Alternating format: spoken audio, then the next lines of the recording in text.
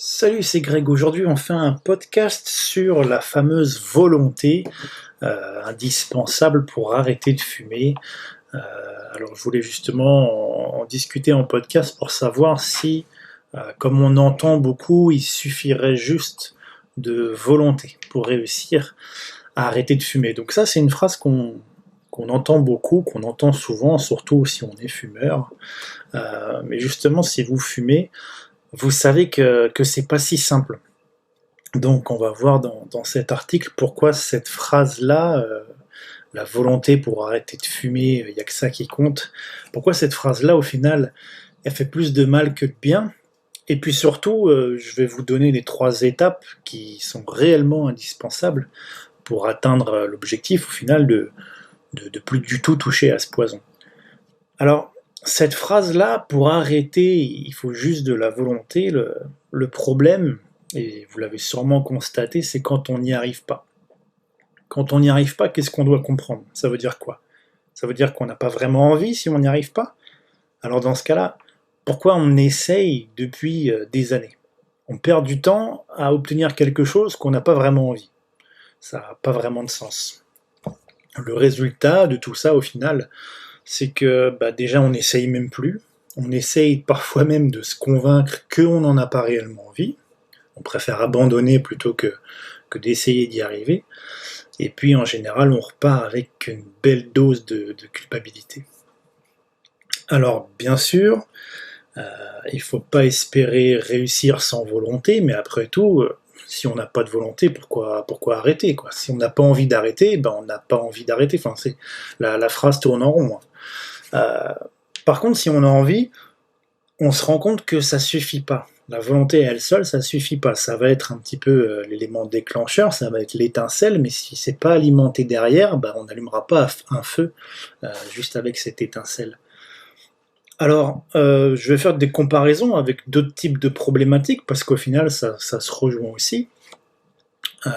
Pour arrêter de fumer, comme pour perdre du poids, comme pour être millionnaire, ou comme pour être champion de judo, il faut de la volonté, mais ça suffit pas. Et donc justement, je vais vous parler des 3 objectifs qui sont essentiels pour arriver à arrêter de fumer, mais également à ces autres buts, si jamais vous avez envie de devenir un champion de judo millionnaire qui a perdu du poids et qui fume plus, c'est possible avec ces 3 étapes. Alors, la première étape, c'est bien sûr de investir son temps, d'être capable et de vouloir investir son temps pour se donner les moyens d'atteindre ses objectifs.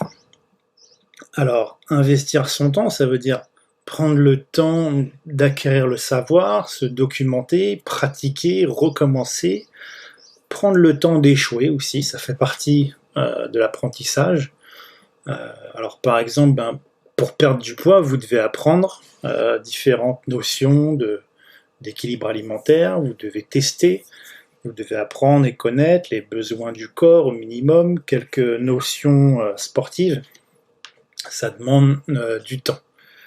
On comprend bien qu'on ne peut pas perdre du poids si on pense qu'un McDo tous les jours, ça va nous faire perdre du poids. Il y a quelque chose qui manque au niveau de l'apprentissage. Ensuite, par exemple, pour devenir millionnaire, il faut l'apprendre aussi. Il faut apprendre les règles du jeu, les règles de l'argent, l'état d'esprit.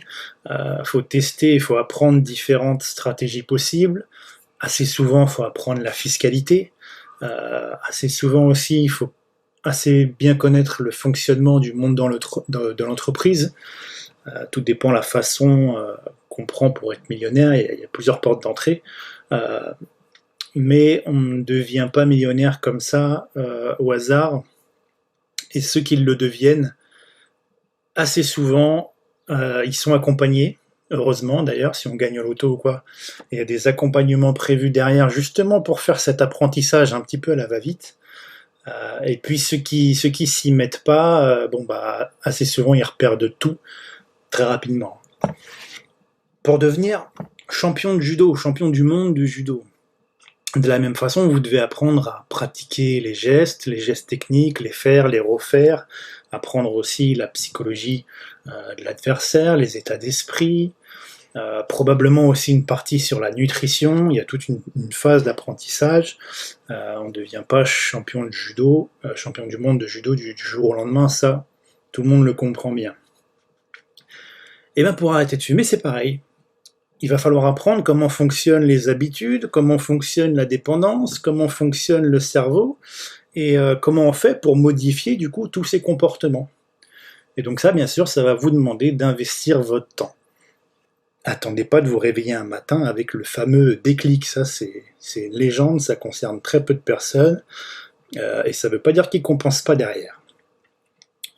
Donc une fois qu'on a investi son temps, c'est aussi important de comprendre, et il faut en parler, la deuxième étape c'est investir son argent. Parce qu'il faut comprendre que investir son argent, ça va permettre d'accélérer l'étape 1, ça va permettre de décupler de manière assez impressionnante cette vitesse d'apprentissage. C'est ce que font ceux qui viennent me voir en séance, et en une séance, la plupart du temps, l'arrêt est définitif, sans compensation.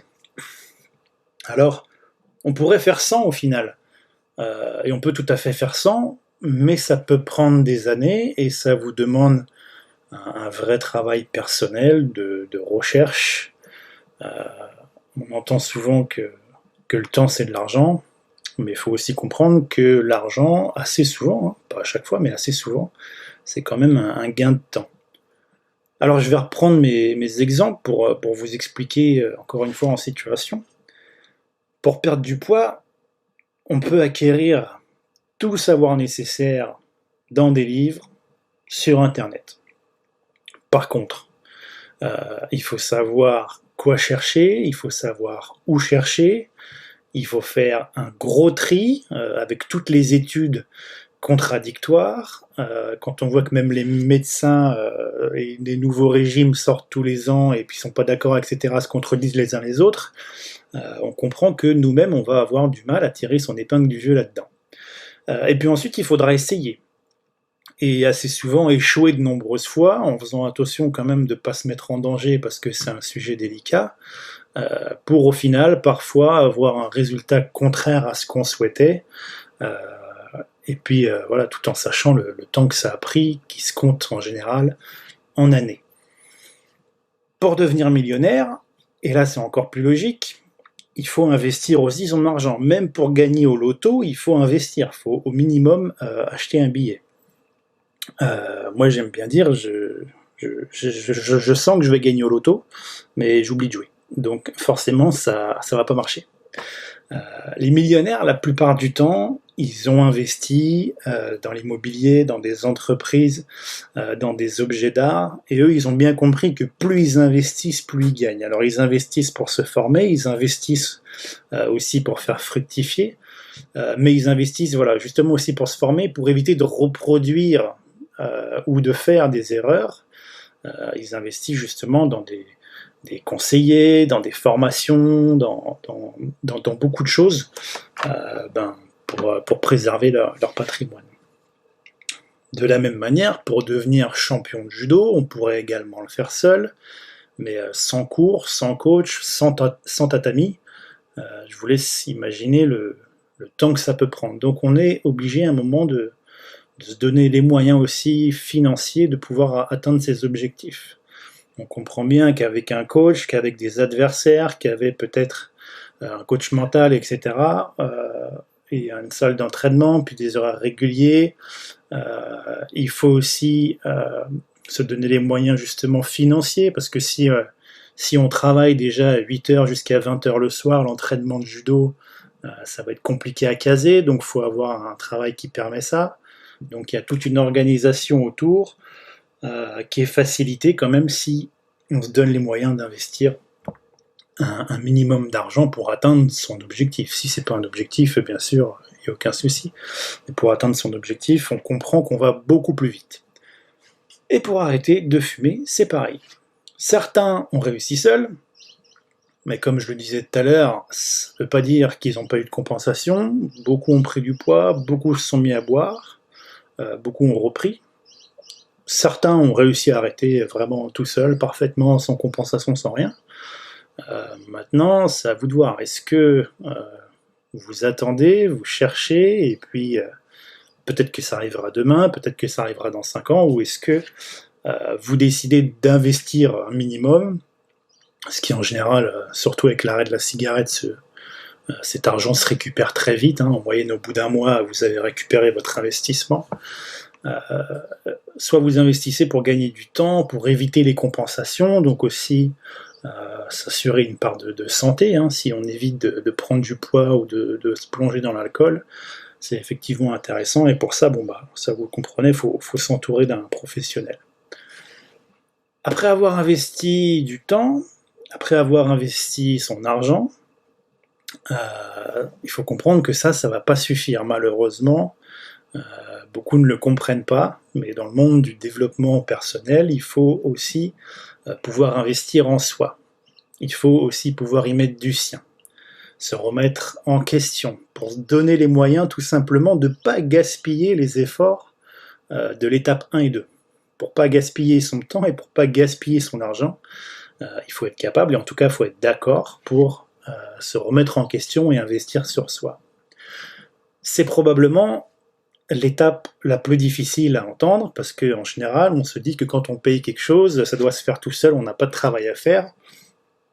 Mais voilà, dans le coaching et le développement personnel, c'est assez différent, parce que on vous donne les règles du jeu et qui vous serviront toute votre vie.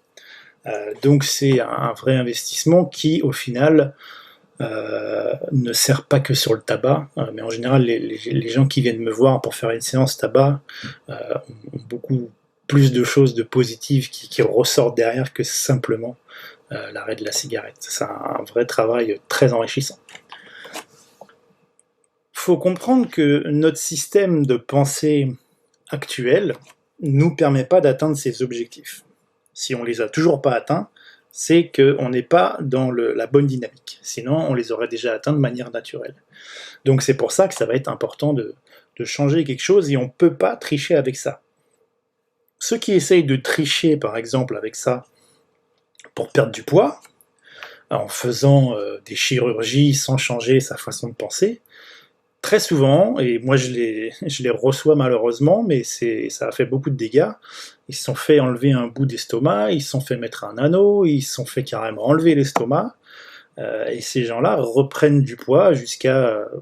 en cabinet, j'ai vu quelqu'un qui a repris 20 kilos alors qu'il n'y avait plus d'estomac. Il a repris 20 kilos. Parce qu'au final, c'est dans la tête, c'est la façon de penser, c'est l'état d'esprit qui fait que du coup en plus son corps est persuadé qu'il a besoin de reprendre ses kilos, alors il va tout faire pour reprendre ses kilos, et donc du coup ça résout pas le problème. Et alors là, je vous laisse imaginer le sentiment d'échec, de culpabilité quand on s'est fait enlever un morceau de soi et que ça n'a pas marché. C'est assez compliqué. En général, dans ces cas-là, dans les cas de chirurgie bariatrique, en cas d'échec, ça augmente de 50% les taux de suicide. Alors c'est quand même pas rien. Alors vous voyez que ça vaut le coup tout simplement d'investir un petit peu en soi. De la même manière, pour devenir millionnaire, faut sans cesse s'adapter, se remettre en question, parce que tout bouge, le marché bouge, l'immobilier bouge, faut gérer ses propres émotions, faut gérer son impulsivité, faut savoir gérer ses risques, faut pas être dans la précipitation. Ceux qui ne le font pas, comme souvent ceux qui gagnent des grosses fortunes et qui sont pas prêts, ils brûlent tout très rapidement. Pour devenir champion de judo, encore une fois, c'est la même chose, on doit travailler sur ses émotions. Il y a beaucoup de sportifs qui sont jamais champions, parce que ils voient ça comme quelque chose qui leur apporterait trop de pression. Trop de pression, une fois que je suis champion du monde, j'ai plus le droit de redescendre du podium. Certains restent bloqués à la place de deuxième, certains c'est à la place de quatrième, parce qu'ils veulent vraiment pas être sur le podium. Alors tout ça c'est inconscient, mais il y a besoin d'un travail sur soi. Pas seulement de savoir faire du judo, mais aussi de gérer tout l'état d'esprit qui est autour, et donc ça demande un travail sur soi pour y arriver. Et pour arrêter de fumer, c'est pareil, on doit travailler sur ses émotions, on doit travailler sur ses croyances, et ceux qui ne le font pas, ils y vont un petit peu avec force, ils vont contre eux, avec force, contre leur état d'esprit, contre leur façon de penser, et ça c'est jamais bon, et ils prennent le risque de compenser autrement, et en général ça c'est pas ce qu'on veut. Et on voit des gens qui sont dans l'alcool, qui prennent du poids, mais à l'inverse, on voit aussi des gens qui développent une vraie dépendance au sport, quoi. Et puis qui sont plus capables de rester 10 minutes dans la maison, parce que sinon ils pètent un câble et il faut qu'ils aillent courir, faire du vélo, et c'est aussi une forme de dépendance qui, à un certain niveau, peut aussi être nocif. Alors moi, qu'est-ce que je pense de tout ça, de cette volonté, la volonté suffit pour arrêter de fumer? Alors, il faut qu'on soit clair, la volonté, c'est indispensable, ça, c'est sûr. Mais au final, c'est juste, comme je le disais, c'est juste l'étincelle qui va permettre d'enchaîner ces 3 étapes, ces 3 types d'investissements qui, elles, vont vous permettre d'atteindre la vie de non-fumeur.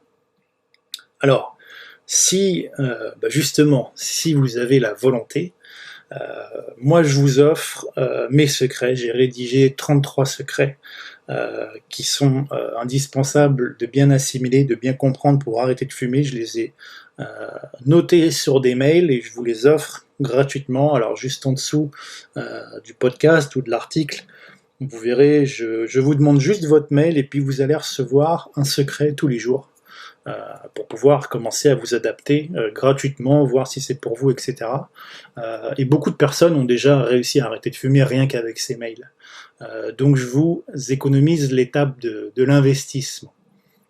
Donc j'espère que ça vous a plu, que ça vous apporte des réponses à vos questions. Si vous en avez d'autres, n'hésitez pas à me les laisser en commentaire. Et puis on se retrouve bientôt pour un prochain article.